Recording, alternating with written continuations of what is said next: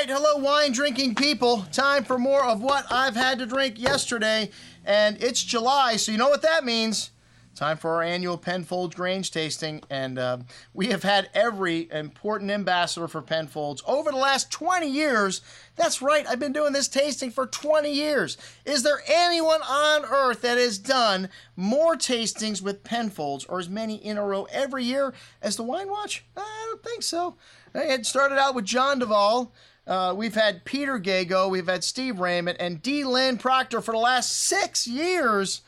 I think we had Peter Gago one of those years, and D. Lynn was just starting his tenure there. But I'll tell you, there's not one better historian that has ever come to represent Penfolds than D. Lynn. And every year the story gets more detailed, and we find out, well, it wasn't necessarily telling us 100% of the truth last year. Well, I'm sorry, that's what we thought the truth was, but like I said, D. Lynn continues to learn, and just a wealth of information. Like the fact that I thought there was only 3 vintages of Grange that were 100% Syrah. Well, it turns out 51 through 64 were all 100% Syrah.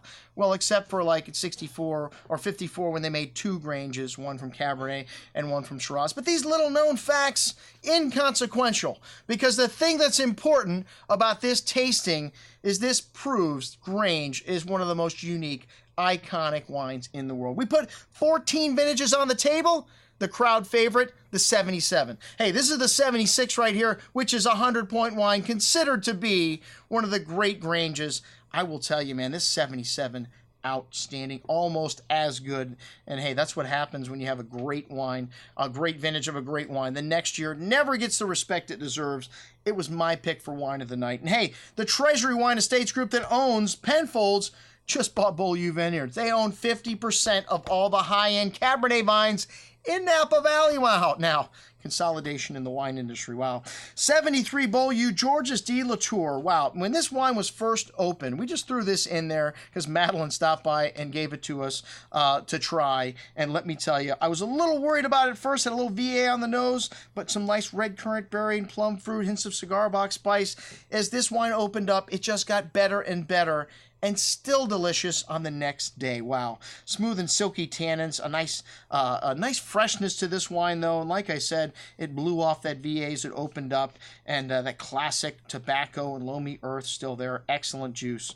A worthy candidate to be on the table with all this Grange. The 77 Grange, wow, let me tell you, this wine just stunning. Incredible, the color, how dark it was. It was darker than the 85. But like I said, it followed the perfect 100.76, so this wine did not get nearly the attention it deserves. You can still buy it for under $500 a bottle. Well, at least a couple people have it on Wine Searcher.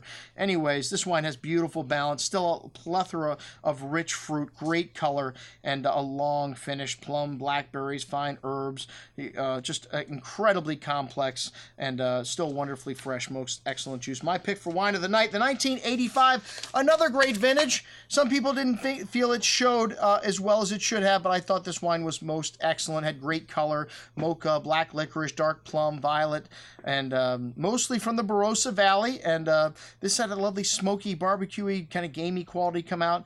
This was the year that Don Ditter handed over the reins to Peter Gago. He was the chief enologist at this time. Like I said, I thought this wine just got better and better as the night went on. I thought it was a most excellent wine, as were just about all the wines on the table. The 1990 was the wine of the year in the Wine Spectator. This wine still had a very intense bouquet, dark plum and cherry fruit, rich and layered, with a lot of freshness still here on the finish. Lovely spice, and this Grange is pure harmony. This wine just singing right now, but should last for another couple of decades. A lot of people's pick for number 1 or number 2 this evening. The number 2 finisher was the 1990 overall. 92 and 93.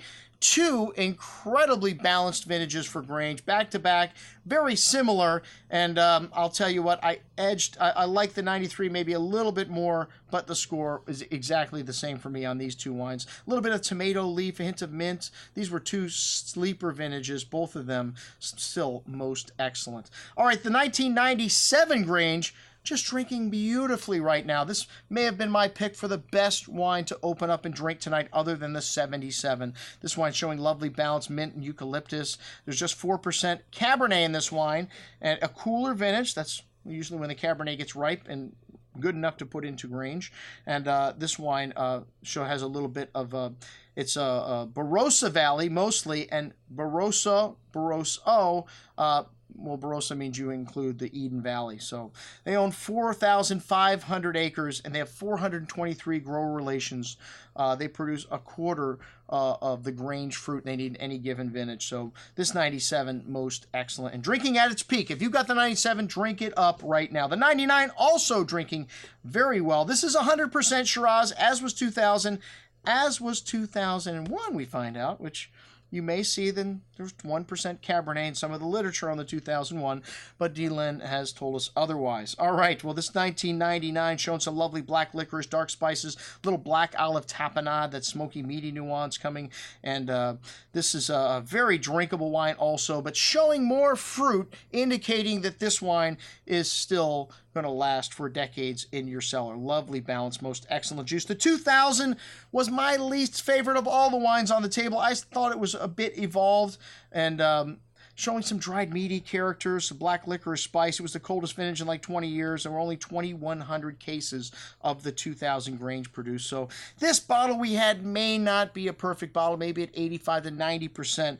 but still excellent. The 2001, man, this wine, very unique, a very hot vintage, and on the second day showing some cedar, almost like a gerbil cage kind of quality, almost a sun-dried quality to the fruit. I thought of all the young wines, it was the most progressed, the most drinkable, a minty kind of medicinal note coming out in this wine as well, and the biggest vintage of Grange ever at 11,000 cases. All right, and the 2002, one of my favorite vintages for South Australia in general. This wine, a cooler vintage, but the grapes perfectly ripe. The fruit here, really intense. Dark plum, lovely licorice spice, graphite mineral notes coming out on the second day. A firm hand of acidity. I've always loved this vintage for its balance and its concentration.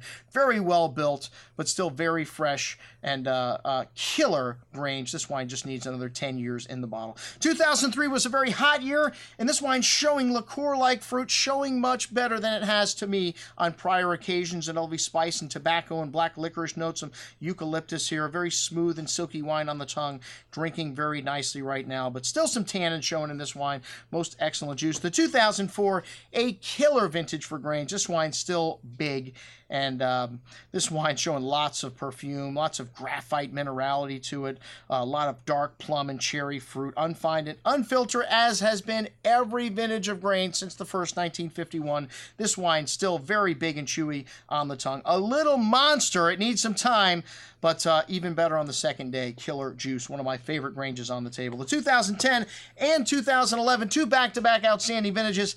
However, 2010 is going to go down in the annals of history as one of the greatest Granges ever. These wines still massive. The 2011, a little more showy, a little more drinkable, but they both need time. Two outstanding vintages for Grange, I have to say. We're going to come back and taste these wines 10 years from now, because we do this tasting every year.